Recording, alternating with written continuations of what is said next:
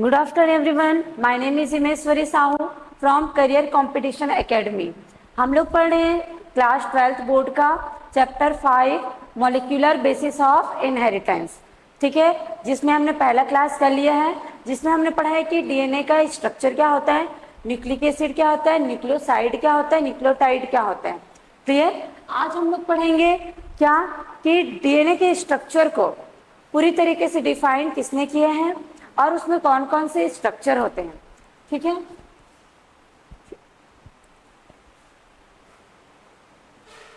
अभी पढ़ेंगे हम लोग डेरिवेटिव ऑफ डीएनए स्ट्रक्चर। ठीक है, कौन कौन से डेरिवेटिव्स दिए गए डीएनए के स्ट्रक्चर को लेकर के। तो सबसे पहले एक्सरे क्रिस्टलोग्राफी कराया गया। ठीक है, एक्सरे क्रिस्टलोग्राफी के द्वारा किसका डीएनए के स्ट्रक्चर को देखा गया। सबसे पहले किसने देखा था? By Maurice Wilkins and Rosalind Franklin. सबसे पहले किसने किया था? ये दोनों वैज्ञानिकों ने। कौन कौन? Maurice Wilkins and Rosalind Franklin. ये दोनों ने क्या किया? Obtain very fine X-ray diffraction picture of DNA. DNA के बहुत ज्यादा फाइन स्ट्रक्चर को क्या किया? तो इन्होंने ऑब्टेन किया था। ठीक है, it was suggested that structure of DNA was sort of helix. इन्होंने बताया कि डीएनए का स्ट्रक्चर कैसा है? सॉर्ट ऑफ हेलिक्स है, हेलिक्स के रूप में है। ठीक, but they had not proposed definitive model for DNA. ठीक है, क्या नहीं कर पाए? इनके जो मॉडल थे उसको डेफिनेटिव मॉडल नहीं माना गया। क्यों? क्योंकि इन्होंने कुछ कुछ चीजें हैं जो नहीं बताया। ठीक है, अब इसी के किसको आइडिया को थोड़ा सा क्या करके रीड करके दूसरे वैज्ञानिक कौन थे? इरविन चारगाव्स। उन्होंने क्या दे दिया? अपना रूल दे दिया। ठीक है, इसी को क्या क्या उन्होंने पढ़ के क्या कर दिया? अपना रूल दे दिया, जिसको क्या बोला जाता है? चारगाव्स रूल। क्लियर है? ये बहुत इंपॉर्टेंट रूल है और ये रूल सिर्फ किसके लिए? For double stranded DNA. ठीक है, केवल किसके लिए है ये? फॉर डबल स्ट्रैंडेड डीएनए के लिए। ठीक, डबल स्ट्रैंडेड डीएनए में क्या पाया जाता है? डीएनए में क्या पाया जाता है? न्यूक्लियोटाइड पाया जाता है। न्यूक्लियोटाइड कितने प्रकार के होते हैं? उसमें नाइट्रोजनस बेस होता है। नाइट्रोजनस बेस में क्या होता है? दो प्रकार का क्या पाया जाता है? बेस पाया जाता है। कौन कौन सा? प्यूरिन और पायरिमिडिन। ठीक है, उसको हम लोग अभी लास्ट क्लास में ही पढ़े हैं। ठीक, प्यूरिन में क्या होता है? एडेनिन और ग्वानिन। पायरिमिडिन में क्या पाया जाता है? साइटोसिन, यूरेसिल और थायमिन। अगर डीएनए है तो थायमिन पाया जाएगा, आरएनए है तो यूरेसिल पाया जाएगा थायमिन की जगह पे। क्लियर? ये पढ़े थे। अब उसी को क्या बताया चारगाफ ने? Purine and pyrimidine occur in equal amount. ठीक है, कि अगर प्यूरिन 50% है तो पायरिमिडिन भी कितना परसेंट होगा? 50% होगा। ठीक, अगर प्यूरिन 30% है तो पायरिमिडिन में क्या होगा? 30% होगा। इसी को क्या किया गया? बताया गया है कि दोनों का अमाउंट क्या होता है? इक्वल होता है। क्लियर? ठीक, आगे देखते हैं इसमें इन्होंने और क्या बताया। देखो, purine found in DNA are adenine and guanine. ठीक है, प्यूरिन के रूप में क्या पाया जाता है? यहाँ पे प्यूरिन कौन कौन से होते हैं? एडेनिन और ग्वानिन। ठीक है, ये दोनों पाए जाते हैं। और क्या बोला गया यहाँ पे? Pyrimidine of DNA are thymine and cytosine. यहाँ पे ये पढ़ना बहुत जरूरी है। ये क्या बोला गया? यहाँ पे क्या बोला गया है? डीएनए बोला गया है, इसीलिए इसमें क्या पाया गया? थायमिन। ठीक, क्या पाया जाए यहाँ पे? पायरिमिडिन में थायमिन और साइटोसिन। क्लियर? अब क्या बोला गया? उनके रूल के अकॉर्डिंग क्या होता है? प्यूरिन प्लस ग्वानिन और साइटोसिन प्लस थायमिन, ये दोनों क्या है? ये दोनों है प्यूरिन और ये क्या है? पायरिमिडिन। पायरिमिडिन तो उन्होंने पहले ही लाइन में क्या बताया कि प्यूरिन हमेशा पायरिमिडिन के बराबर होता है। क्लियर? ठीक, इसका मतलब अगर हम इसको लिखे तो क्या हो जाएगा? a प्लस जी। अगर इसको नीचे ला दिए इज इक्वल टू क्या हो जाएगा 1। तो ये है क्या, 4 ग्राफ रूल। ठीक है, 4 ग्राफ के रूल में इसी फॉर्मूले को लिखा जाता है। ठीक, इसका मतलब क्या है, this value is constant for all species. ये वैल्यू क्या होता है, सभी स्पीसीज के लिए क्या होता है, कांस्टेंट होता है। क्लियर। बेस रेशियो क्या होता है उसका, एडेनिन प्लस थायमिन। ठीक है, इसमें क्या हो गया, पायरीमिडिन चला गया। मतलब यहाँ पे क्या बोला गया है, एडेनिन हमेशा डबल बॉन्ड के द्वारा थायमिन से जुड़ा रहेगा और साइटोसिन हमेशा ट्रिपल बॉन्ड के द्वारा ग्वानिन से जुड़ा रहेगा। ठीक है, ये भी इसमें बताता है। क्लियर। हमेशा अगर एडेनिन कितना है, 30% है, तो थायमिन भी क्या होगा, 30% होगा।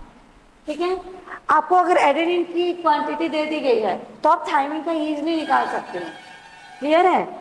और अगर ग्वानिन क्या है, यहाँ पे 60% है, 20% है। ग्वानिन क्या हो जाएगा यहाँ पे, 20% है साइटोसिन, तो ग्वानिन भी क्या हो जाएगा यहाँ पे 20%। क्लियर है। ये किससे निकाला जाता है, 4 ग्राफ के रूल से निकाला जाता है कि जितना उसमें थायमिन है उतना क्या होगा, एडेनिन होगा। जितना उसमें एडेनिन है उतना थायमिन होगा। जितना ग्वानिन है उतना क्या होगा, साइटोसिन होगा। क्लियर। ये दोनों क्या रहते हैं, इक्वल। और ये दोनों के बीच में क्या रहता है, हमेशा साइटोसिन और ग्वानिन के बीच में हमेशा ट्रिपल बॉन्ड रहेगा और एडेनिन और थायमिन के बीच में हमेशा कौन सा बॉन्ड रहेगा, डबल बॉन्ड रहेगा। ठीक है, आगे देखते हैं इसमें।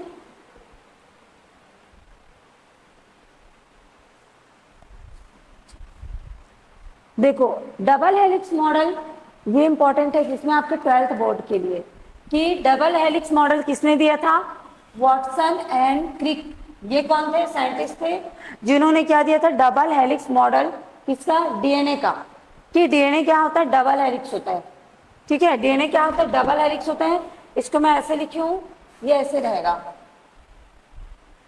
राइट हैंडेड होगा।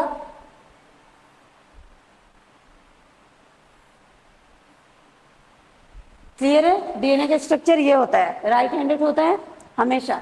जैसे कि सीढ़ी में क्या होता है, अगर बहुत लंबा सीढ़ी है तो क्या रहता है, उसके राइट साइड में पकड़ने का रहता है ना, उसी को लेकर के अगर हम ऐसे ऊपर चढ़ते जाएं तो वही क्या बना रहा है, डीएनए बना रहा है। मतलब वो क्या रहते हैं, एक दूसरे के पैरेलल रहते हैं, एक दूसरे को काटते नहीं है। ठीक है, ऐसे नहीं होता, ऐसे काटते नहीं है वो एक दूसरे को। ठीक, वो क्या रहते हैं, एक दूसरे के पैरेलल होते हैं। क्लियर है। ठीक, तो स्ट्रक्चर भी आप लोग थोड़ा देख के बनाएंगे। ये वाला इसका सही स्ट्रक्चर नहीं होता, ये वाला होता है। क्लियर। तो वॉटसन एंड क्रिक ने क्या बताया कि डीएनए क्या होता है, 2 पॉलीन्यूक्लियोटाइड का चैन होता है। ठीक है, जिसका बेस किससे बना होता है, सुगर और नाइट्रोजनस बेस से। ठीक है, इसका बैकबोन किससे बना होता है, डीएनए का बैकबोन पूछा जाता है। ठीक, डीएनए का बैक बोन किससे बना होता है, सुगर प्लस फॉस्फेट। ठीक है, ये जो लाइन दिख रहा है वो सुगर और फॉस्फेट से मिलकर बना हुआ है। ठीक, और देखते हैं इसमें नाइट्रोजनस बेस क्या करता है, ये नीचे प्रोजेक्ट इनवर्ट अंदर में रहता है, कौन, नाइट्रोजनस बेस। तो ये पे लिख देती हूँ, nitrogenous base invert projection, project invert.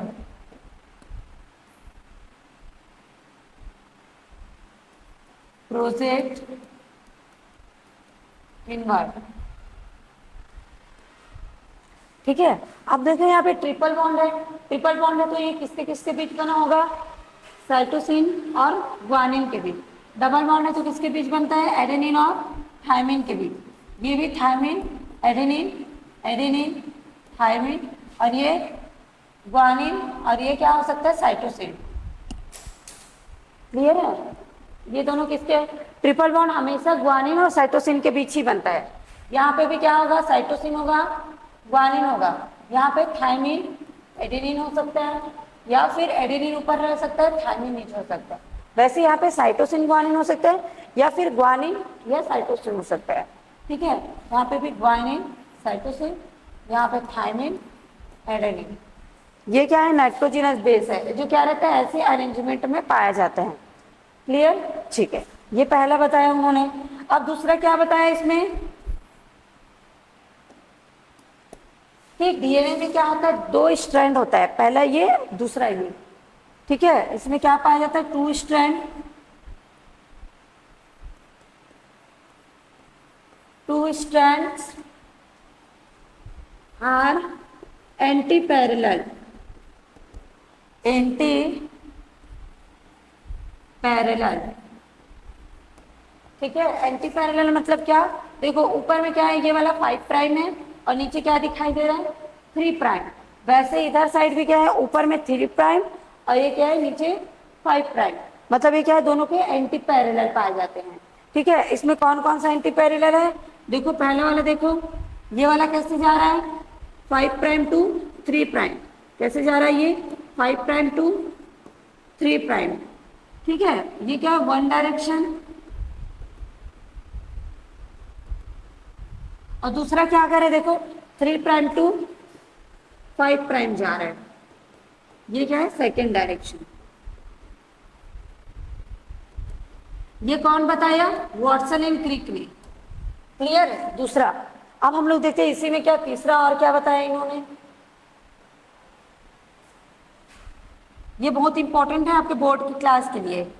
ठीक है, तीसरा क्या बताया, these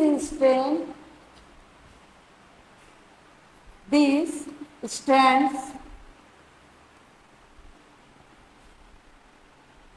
ठीक है, कौन कौन से स्ट्रैंड, नाइट्रोजनस बेस का, वो किसके द्वारा जुड़े रहते हैं, हाइड्रोजन बॉन्ड के द्वारा। ठीक है, are joining by hydrogen bond, hydrogen bond, hydrogen bond के द्वारा जुड़ा रहता है क्या, 2 स्ट्रैंड। ठीक है, एक दूसरे से कैसे जुड़े रहेगा देखना, ये जैसे कि ये क्या है, पहला स्ट्रैंड है, वो डबल बॉन्ड के द्वारा किससे जुड़ा रहता है, दूसरे स्ट्रैंड के थायमिन के द्वारा। ठीक है, और ये पहला स्ट्रैंड ये ट्रिपल बॉन्ड के द्वारा ग्वानिन से जुड़ा रहता है। ठीक है, तो ये क्या है, पहला स्ट्रैंड है और ये दूसरा स्ट्रैंड है, ये जो बीच का स्ट्रैंड है, बॉन्ड है, इसी को क्या बोला जाता है, हाइड्रोजन बॉन्ड। ठीक है, ये कौन सा बॉन्ड है, हाइड्रोजन बॉन्ड। इसमें कितने हाइड्रोजन बॉन्ड बने हैं, 3 हाइड्रोजन बॉन्ड, ये पहला हाइड्रोजन, दूसरा, तीसरा। इस ये दोनों के बीच कितने हाइड्रोजन बॉन्ड बनते हैं, 2 हाइड्रोजन बॉन्ड। क्लियर है? और इन्हीं हाइड्रोजन के बॉन्ड के कारण इसमें क्या होता है, स्टेबिलिटी प्रोवाइड होता है। ठीक है, इसी हाइड्रोजन बॉन्ड के कारण क्या होता है, ये confess stability to heli,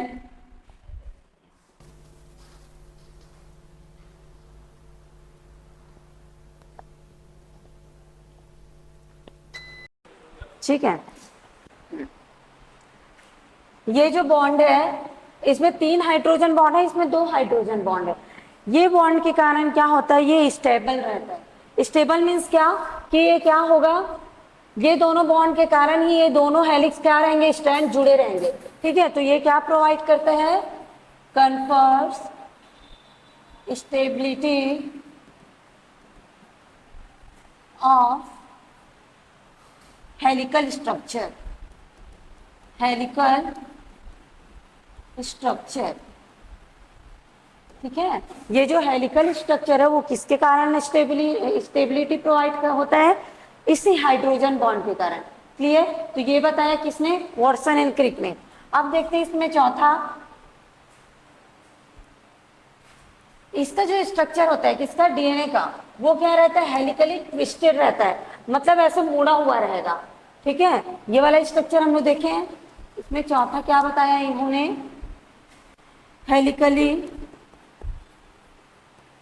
helically twisted twisted in right handed fashion, twisted in right handed fashion। Clear है? डीएनए क्या होता है? Right handed. Right handed means क्या समझ रहे हो आप लोग? ये क्या होता है? राइट हैंडेड, ऐसे। क्लियर? और ये ऐसे आएगा, ठीक है? तो इसका स्ट्रक्चर कैसे होता है? Right handed.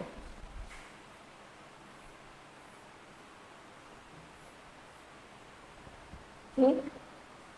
और ये क्या होते हैं? ट्विस्टेड होते हैं, ट्विस्टेड होते हैं और राइट हैंडेड रहते हैं। ये वर्ड, ये जो लाइन है वो क्या बहुत इंपॉर्टेंट है कि नॉर्मली डीएनए क्या होते हैं? राइट हैंडेड रहते हैं। ठीक। पांचवा और क्या बताया इसका? पिच बताया। पांचवा क्या बताया इसमें? पिच।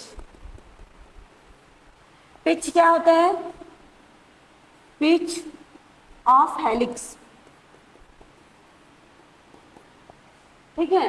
हेलिक्स क्या होता है? जैसे कि ये एक ट्विस्ट है इसका, डीएनए का। ठीक है? एक ट्विस्ट में कितने पाए जाते हैं? कितने बेस पाए जाते हैं? 10 न्यूक्लियोटाइड बेस। 1 2 3 4 5 6 7 8 9 10। इधर भी क्या होगा? 10।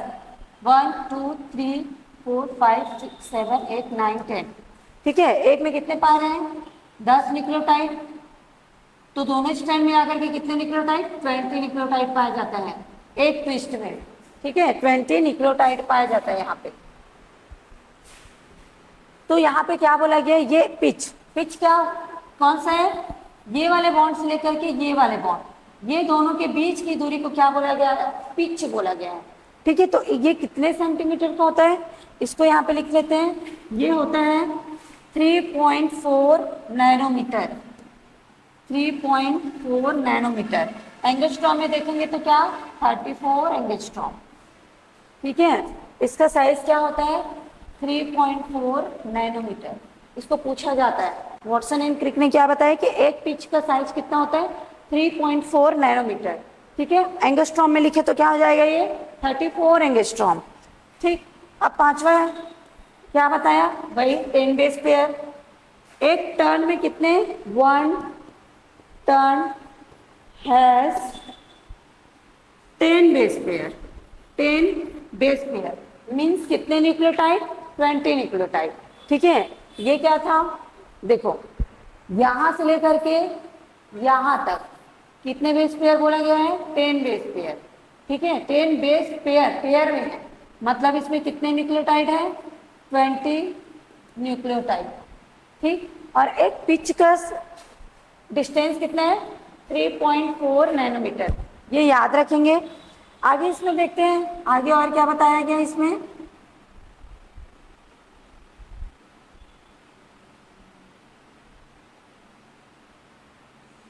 आप देखते हैं इसमें distance between two conservative base pair.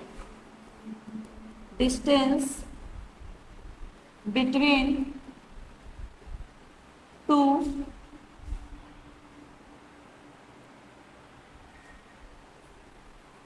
Conservative base pair कितना होता है? 3.4 nm अपॉन 10 कर देंगे। ठीक है? तो जितना आंसर आएगा वो क्या होगा? दोनों के बीच का क्या होगा? डिस्टेंस होगा। क्लियर? ठीक है। अब आगे देखते हैं इसमें इसका स्ट्रक्चर कैसे होता है। देखो क्या बताया उन्होंने कि ये क्या होता है? राइट हैंडेड होता है।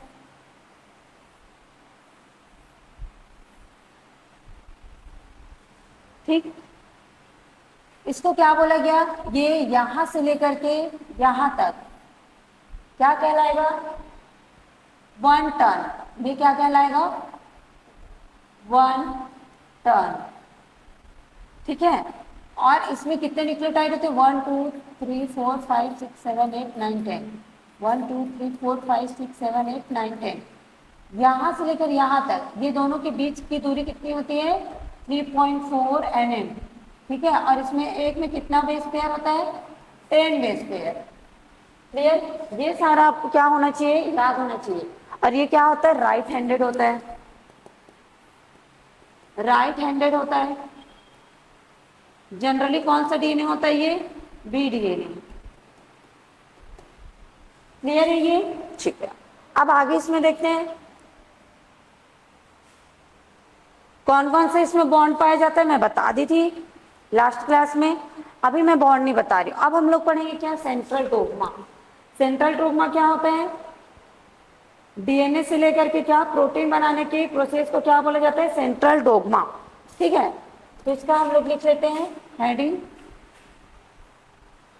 Central dogma. सेंट्रल डोग्मा क्या होता है इसको लिख लेते हैं। ये किसके द्वारा दिया गया था? फ्रांसिस क्रिक के द्वारा। किसके द्वारा दिया गया था? Francis Crick. By Francis Crick के द्वारा क्या दिया गया था? Central dogma. सेंट्रल डोग्मा क्या होता है? जैसे कि ये क्या है? डीएनए है, ठीक है। अब ये डीएनए क्या बनाएगा? खुद के द्वारा क्या करेगा? और डीएनए बनाएगा, ठीक है। डीएनए अपनी खुद की क्या बनाएगी? कॉपी बनाएगी। इस प्रोसेस को क्या बोला जाता है? रेप्लिकेशन। इस प्रोसेस को क्या बोला जाता है? रेप्लिकेशन। रेप्लिकेशन।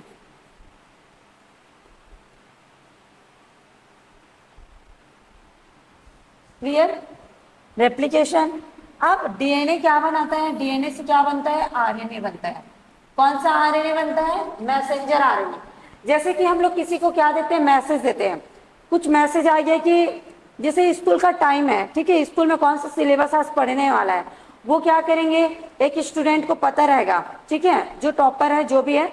अब वो क्या करेगा? वो वाला मैसेज को क्या करेगा? पूरे क्लास को बताएगा, ठीक, तो उसको क्या बोला जाएगा? मैसेंजर, ठीक है।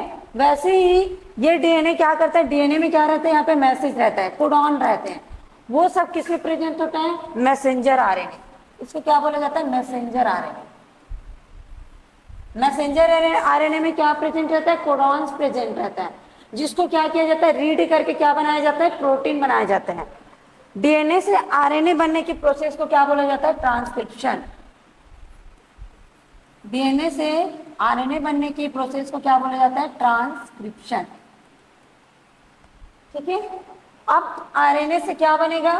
आरएनए से क्या बनता है? प्रोटीन।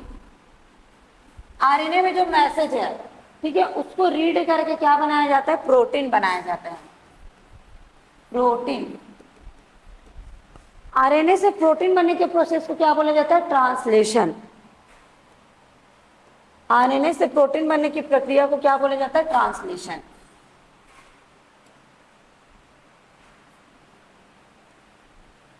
ट्रांसलेशन।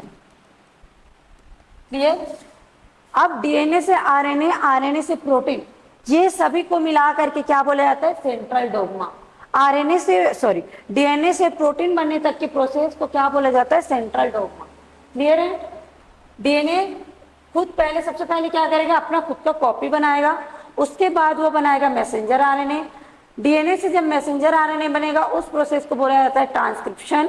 फिर मैसेंजर आरएनए से प्रोटीन बनेगा, उस प्रक्रिया को क्या बोला जाता है? ट्रांसलेशन। रेप्लिकेशन, ट्रांसक्रिप्शन और ट्रांसलेशन, इसको क्या करेंगे हम लोग? डिटेल में पढ़ेंगे, ठीक है। उससे पहले हम लोग इसके बारे में थोड़ा बहुत जान लेते हैं कि सेंट्रल डोग्मा में क्या क्या होता है। ये जो प्रोसेस है वो क्या होता है? By directional. By directional, by directional, ठीक। अभी तो क्या हो रहा है? डायरेक्शनल हो रहा है। जब ये बाई डायरेक्शनल होगा तो उसको क्या बोला जाता है? रिवर्स सेंट्रल डोग्मा, ठीक है। ये क्या हो गया? ये था क्या? डायरेक्शनल। डायरेक्शनल, ठीक है। अब आप लोग सुने होंगे क्या? Reverse central dogma. Reverse central dogma क्या होता है? Reverse central dogma. Reverse central dogma में एक एंजाइम काम करता है। कौन सा? Reverse transcriptase enzyme. Reverse transcriptase enzyme. अब देखो सेंट्रल डोग्मा में क्या हो रहा था, डीएनए बना, ठीक है, डीएनए क्या बनाया, खुद का कॉपी बना लिया। इसके बाद डीएनए क्या बना रहा था, मैसेंजर आरएनए, एमआरएनए बोला जाता है इसको शॉर्ट फॉर्म में, मैसेंजर आरएनए,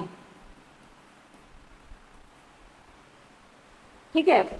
अब रिवर्स सेंट्रल डोग्मा में क्या हो जाता है, एमआरएनए से क्या बनना चाहिए, प्रोटीन बनना चाहिए ना। प्रोटीन ना बना के यहाँ पे एक एंजाइम काम किया, कौन सा एंजाइम काम करता है, यहीं पे रिवर्स ट्रांसक्रिप्टेज एंजाइम,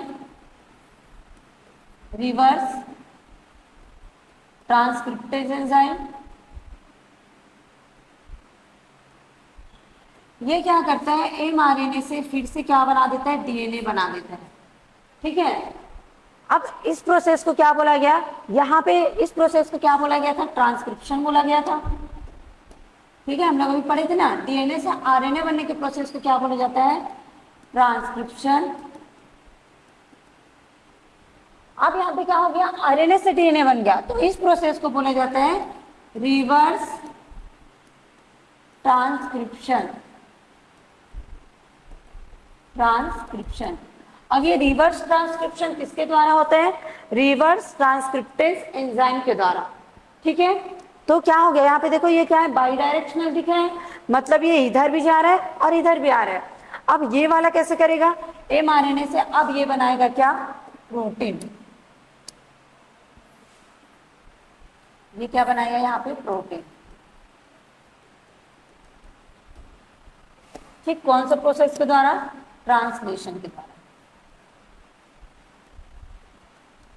ट्रांसलेशन,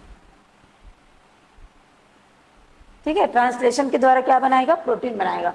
तो इसके बारे में हम लोग क्या लिख सकते हैं कि रिवर्स सेंट्रल डोग्मा क्या होता है, बाई डायरेक्शनल प्रोसेस होता है, बाई डायरेक्शनल प्रोसेस होता है। ये यहाँ पे क्लियर दिखाई दे रहा है, एक डीएनए से एमआरएनए बना रहा है और एक क्या, एमआरएनए से डीएनए बना रहा है, ठीक है।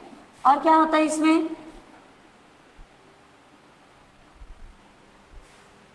ठीक, प्रेजेंट, ये कहाँ कहाँ पे प्रेजेंट होता है, ये रिवर्स सेंट्रल डोग्मा इन सम रेट्रोवायरस, रेट्रोवायरसेस। कौन सा होता है रेट्रोवायरस, लाइक एचआईवी वायरस, ठीक है, लाइक एचआईवी वायरस, उसमें पाया जाता है क्या, ये रिवर्स ट्रांसक्रिप्शन के प्रोसेस, ठीक है। इनमें क्या होता है, एचआईवी वायरस में क्या होता है, जेनेटिक मटेरियल क्या होता है, आरएनए होता है, इसको भी यहीं पे लिख देती हूँ, आरएनए इन जेनेटिक मटेरियल,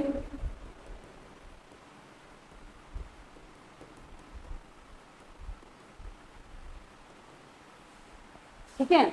इस एचआईवी वायरस में क्या रहता है, आरएनए ही क्या रहता है, वो जेनेटिक मटेरियल की तरह काम करता है, ठीक। और इसी में क्या पाया जाता है, एचआईवी वायरस में कौन सा एंजाइम पाया जाता है, ये रिवर्स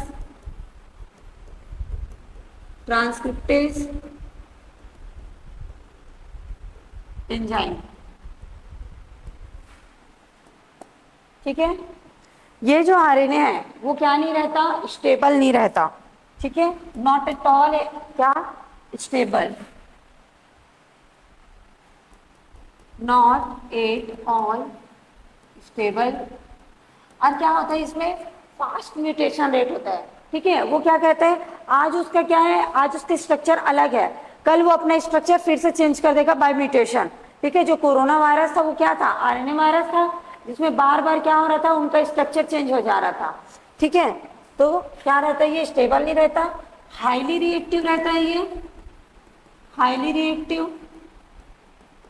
मतलब थोड़ा सा भी दूसरा लाइट आया तो क्या कर लेगा, ये उससे रिएक्ट करके अपना स्ट्रक्चर चेंज कर लेगा, अपना काम को चेंज कर लेगा, फंक्शन चेंज कर लेगा, ठीक है। और क्या होता है, म्यूटेशन क्या होता है इसमें, बहुत फास्ट होते हैं, mutation is very fast, very fast, clear ये, ठीक। आगे इसमें देखते हैं। तो समझ गए रिवर्स ट्रांसक्रिप्शन एंजाइम क्या करते हैं, आरएनए से क्या बनाता है, वो डीएनए बनाता है। Clear, reverse central dogma. ठीक, अब हम लोग देखते हैं क्या पैकेजिंग।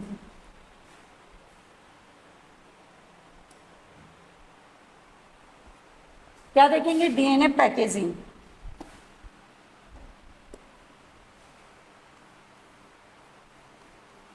डीएनए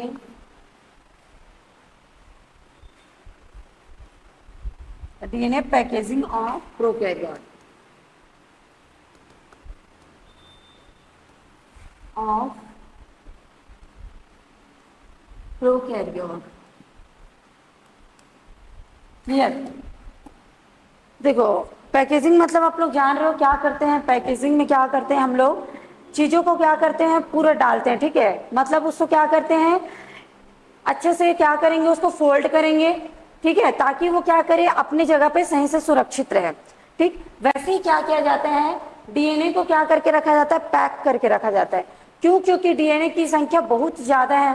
ठीक, जैसे कि क्या करते हैं, हम लोग के पास सामान बहुत ज्यादा है, उसको क्या करते हैं, एक बैग में पूरी तरीके से अच्छे से क्या करते हैं, डालते हैं। उसके बाद उसमें ओवरलोड होने के बाद भी उसमें अच्छे से खींच के क्या करते हैं, उसमें चैन लगा के उसको पैकेजिंग किया जाता है। वैसे ही डीएनए क्या होता है, बहुत ज्यादा बड़ा रहता है, इसीलिए उसको क्या करते हैं, क्रोमोसोम। ठीक है, क्रोमोसोम में क्या रहता है, डीएनए पैकेजिंग होके पूरा पड़े रहता है। ठीक, इसका साइज क्या रहता है, बहुत लंबा होता है। उसके साइज को यहाँ पे हम लोग देखेंगे, तो उसी के कारण क्या किया जाता है, डीएनए का पैकेजिंग किया जाता है। तो ये प्रोकैरियोट और यूकैरियोट में अलग अलग एंजाइम्स के द्वारा क्या होता है, इसका पैकेजिंग होता है। तो अभी हम लोग किस में देखेंगे, प्रोकैरियोट्स में देखेंगे कि प्रोकैरियोट्स में क्या होता है। प्रोकैरियोटिक सेल का साइज क्या होता है, बहुत स्मॉल होता है, छोटा होता है। ठीक है, प्रोकैरियोटिक सेल साइज क्या होता है, वेरी स्मॉल। ठीक, वेरी स्मॉल होता है इन नैनोमीटर। किसमें होता है वो, इन नैनोमीटर। नैनोमीटर क्या है, छोटी इकाई है। ठीक, अब क्या होगा इसमें, और जो डीएनए है उसका लेंथ क्या होता है, length of DNA, length of DNA of E coli. ठीक है, अब इस सीरिया कोलाई का देखते हैं, इसका लेंथ क्या होता है, इसका लेंथ होता है 1.36 नैनोमीटर। ठीक है, आप क्या करेंगे, इस प्रोकैरियोट के अंदर, क्योंकि ये इससे बड़ा है, ये वाले साइज से क्या बड़ा है, तो इसको क्या करना है, इस छोटे वाले साइज में क्या करना है, उसको भर के रखना है। तो उसके लिए क्या करना पड़ेगा, पैकेजिंग करना पड़ेगा। क्यों पैकेजिंग कर रहे हैं, to accommodate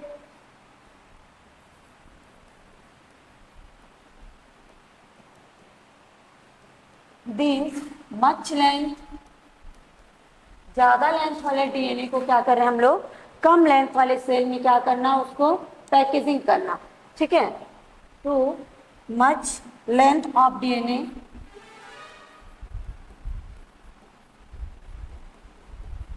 much length of DNA inside prokaryotic cell, inside prokaryotic cell।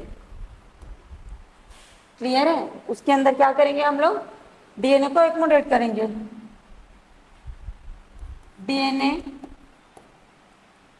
Has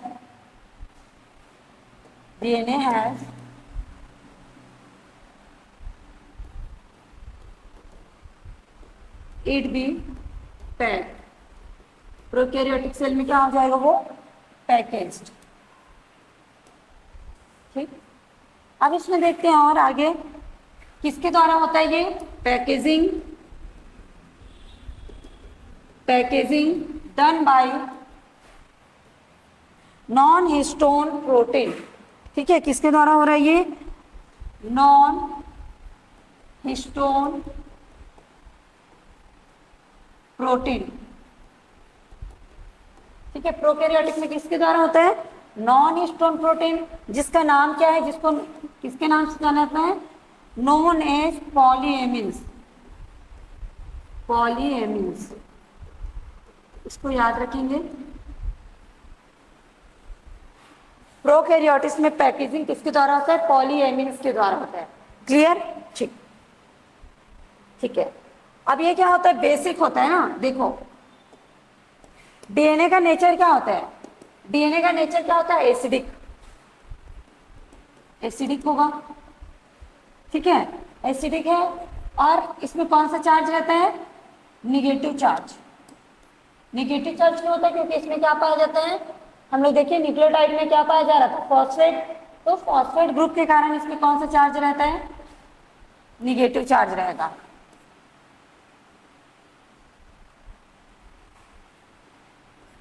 negative charge.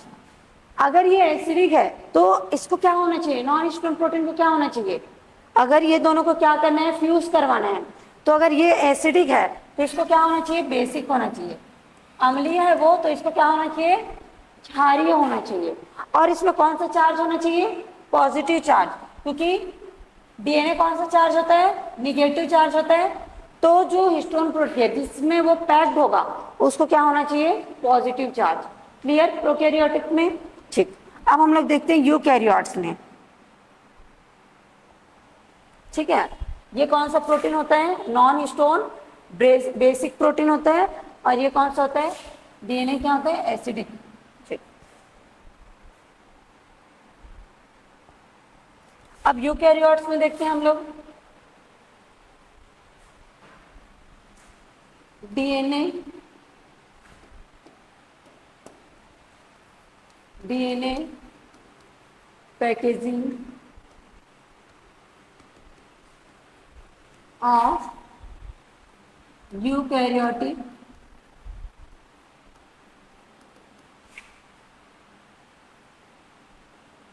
Eukaryotes लिख सकते हैं इसको, यूकैरियोट्स। ठीक है, यूकैरियोट में डीएनए का पैकेजिंग कैसे होता है? देखो यूकैरियोट्स क्या है? बहुत बड़ा है, ठीक है। प्रोकैरियोटिक क्या है? उसका साइज बहुत छोटा होता है। यूकैरियोट्स का साइज क्या होता है? बहुत बड़ा होता है।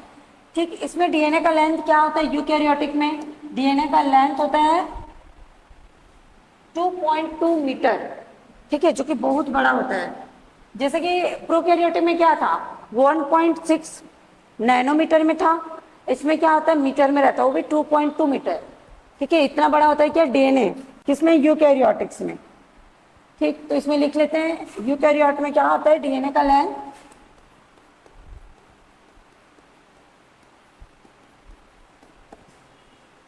2.2 मीटर। ठीक है, मतलब इसका साइज क्या है?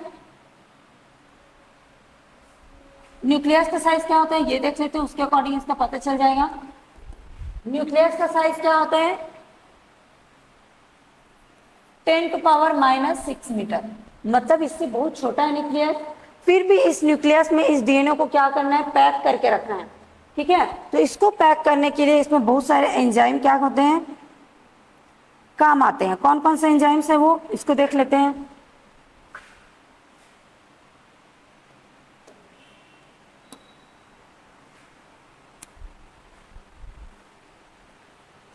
इसको किसके द्वारा कैरी किया जाता है? इसको लिखते हैं इसमें, कैरिड बाय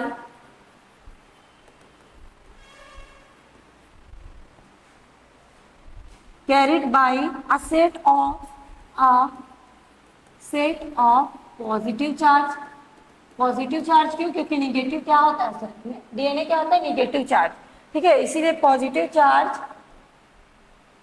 और basic protein. Basic protein, basic protein क्यों? क्योंकि डीएनए क्या होता है? एसिडिक होता है ना, इसीलिए बेसिक प्रोटीन का यूज किया जाता है, जो कि जिसका नाम क्या होता है? Protein histone. प्रोकैरियोटिक में क्या था? नॉन हिस्टोन बेसिक प्रोटीन था। इसमें क्या है? बेसिक प्रोटीन है, बट ये क्या है? हिस्टोन प्रोटीन है। ठीक है, हिस्टोन प्रोटीन में पैक किया जाता है, याद रखेंगे इसको। और देखो इसमें हिस्टोन हिस्टोन क्या होता है? Histone are rich in the basic protein basic amino acid residue. कौन कौन से अमीनो एसिड से मिलकर बना होता है ये?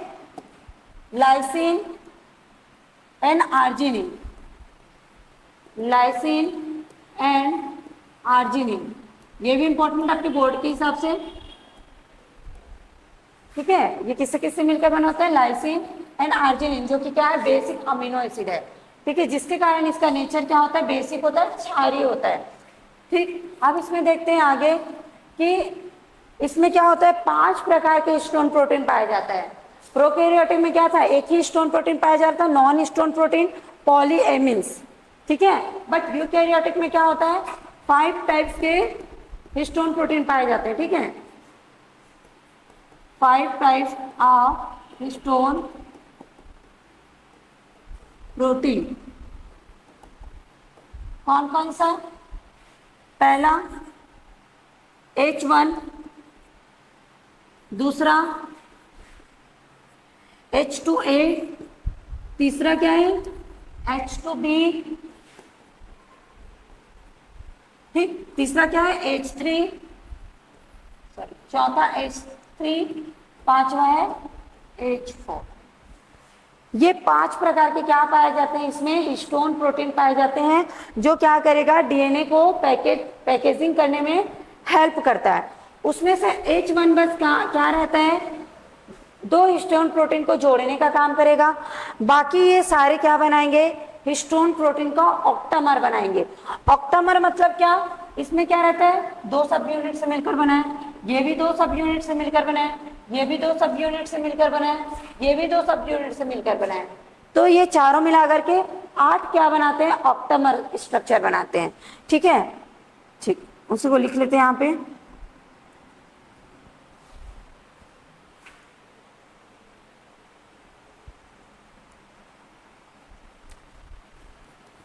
The negatively charged DNA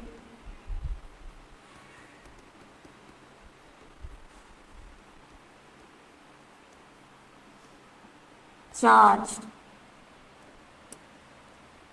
DNA is wrapped, ठीक है। जो निगेटिव चार्ज डीएनए है वो क्या रहता है? रैप्ड रहेगा किसके? The positive charge histone protein के। The positive charge histone protein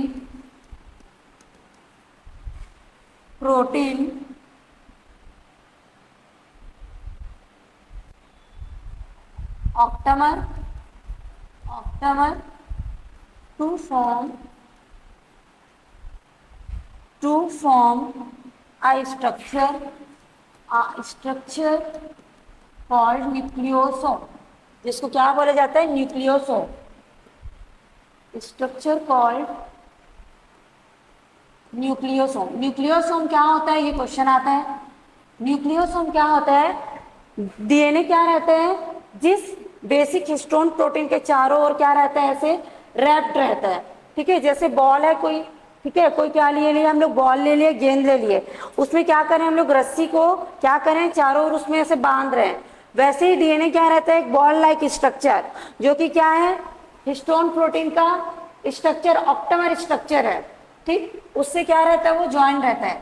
जैसे कि ये क्या है? Histone protein. इसको थोड़ा छोटा बनाते हैं।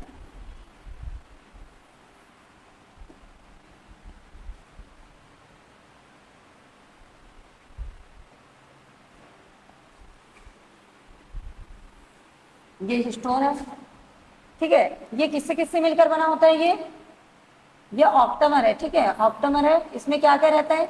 H3, H4, H3 का 2 सब यूनिट, H4 का 2 सब यूनिट, H1A और H2B, ठीक है। इसका 2, इसका 2, ठीक। अब ये क्या बना लिया? ऑक्टामर बना लिया। अब इसमें क्या प्रेजेंट होता है? डीएनए। डीएनए को क्या करते हैं हम लोग? ऐसे इसमें रैप कर देते हैं, ठीक है। ये पूरी तरीके से क्या है? ऐसे रैप्ड है। ये इधर से आकर के फिर से यहाँ पे ऐसे रैप्ड है, ठीक, डीएनए। अब ये क्या करता है, यहाँ से ये दोनों से एक और प्रोटीन जुड़ा होता है, यहाँ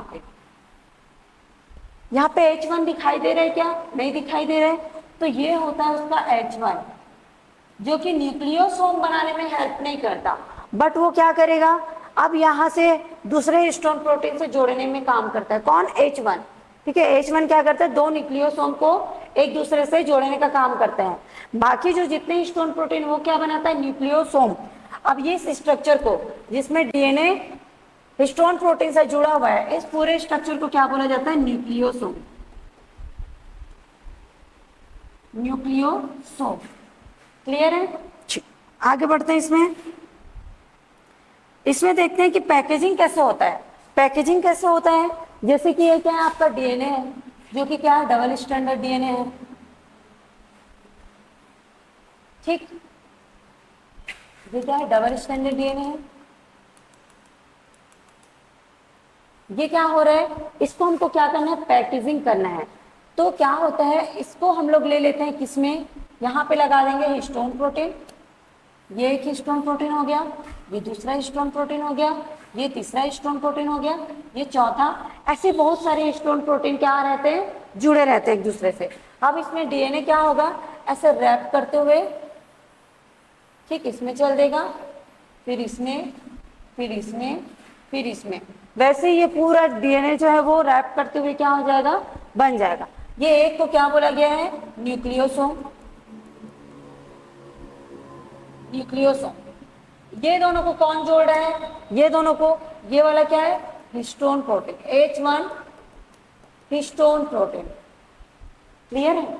अब क्या होगा, ये ऐसे ही करते करते क्या बना लेगा, स्ट्रक्चर बना लेगा। कैसा, बहुत डेंस स्ट्रक्चर बना लेगा, ठीक है। ये ऐसे डेंस स्ट्रक्चर बना लेगा बहुत ज्यादा, इसी को क्या बोला जाएगा, क्रोमेटिन, ठीक।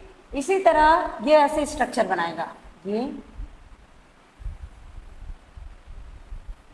एक वाला बन गया है, और ये वाला क्या हो रहा है, अभी बन रहा है, ठीक है। इसमें क्या हो रहा है, ये डीएनए क्या हो रहा है, इसमें आके ऐसे पूरा भर गया है। इसमें क्या हो गया, डीएनए पूरी आके पैकेजिंग हो गया है, ठीक है। यहाँ पे भी पूरा डीएनए क्या हो गया है, पैकेजिंग हो गया है,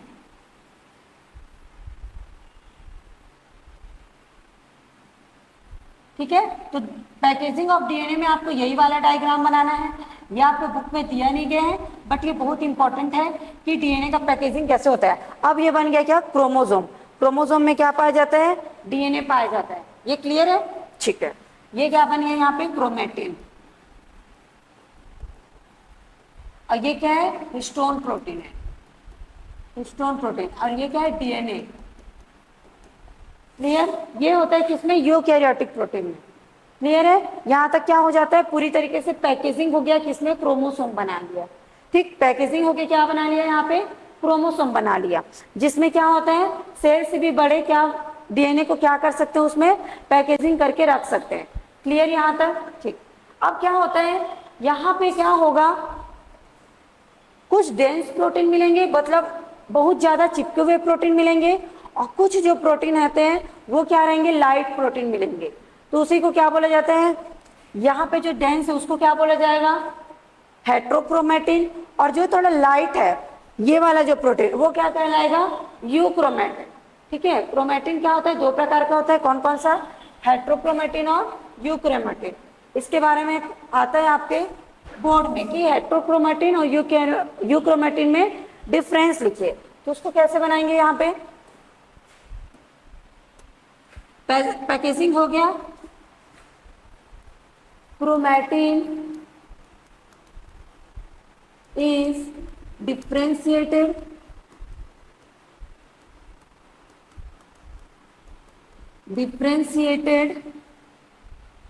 into two regions,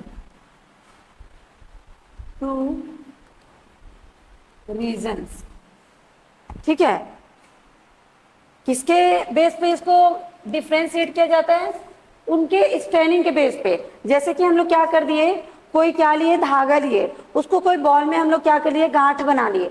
अब क्या करेंगे, बाकी जगह का धागा क्या हुआ, खुला हुआ है, उसको कोई रंग में डालेंगे, ठीक है, गहरा रंग में। तो क्या होगा, जहाँ पे नॉट बना हुआ है, जहाँ पे क्या है ज्यादा, क्या है, नॉट बना हुआ है, वहां पे क्या होगा, ज्यादा कलर होगा, किसके कंपैरिजन में, जिधर कम नॉट है, ठीक है। तो उसी को, जहां पे ज्यादा डेंस कलर है वो क्या बनेगा, हेट्रोक्रोमेटिन, और जिधर लाइट कलर है वो क्या होगा, यूक्रोमेटिन। तो किसके बेस पे किया गया है, basis of staining behaviour, basis of staining behaviour. Clear. अब हम लोग देखते हैं इसमें दोनों प्रकार को देख लेते हैं, शेप बना लेते हैं सबसे पहले।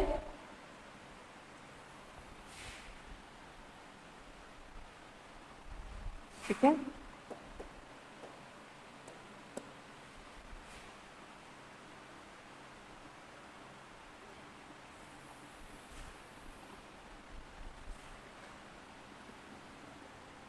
ठीक है, ठीक है, लिखते हैं इसमें, ये किसके लिए है, हेट्रोक्रोमेटिन,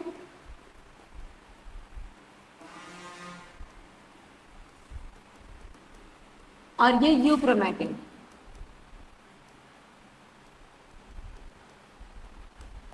ठीक है, हेट्रोक्रोमेटिन क्या होता है देखना, it is first, it is dark, dark stand region. Clear. ये क्या होता है, lightly stand region, lightly stand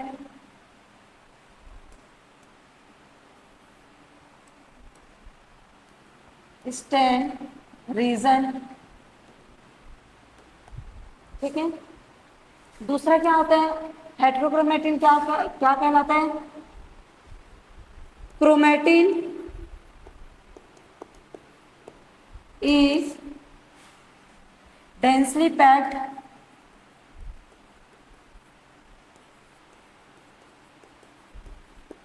ठीक है, ये क्या रहता है, डेंसली पैक्ड रहता है, और ये लूजली पैक्ड रहता है, ठीक है, लूजली पैक्ड क्रोमेटिन। ठीक है, तीसरा इसमें क्या बताया गया है कि ये क्या रहता है, ट्रांसक्रिप्शनली इनएक्टिव, मतलब ये ट्रांसक्रिप्शन में काम नहीं आता। ठीक है, transcriptionally it is inactive, inactive मतलब ट्रांसक्रिप्शन में कौन काम आता है, यूक्रोमेटिन। ठीक है, ट्रांसक्रिप्शन, ट्रांसक्रिप्शनली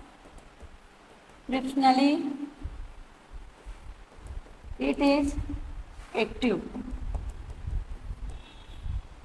ठीक है, तो ये है क्या, हेट्रोक्रोमेटिन और यूक्रोमेटिन में क्या डिफरेंस। ठीक, आपके 12th बोर्ड के हिसाब से बहुत इंपॉर्टेंट टॉपिक है। क्लियर।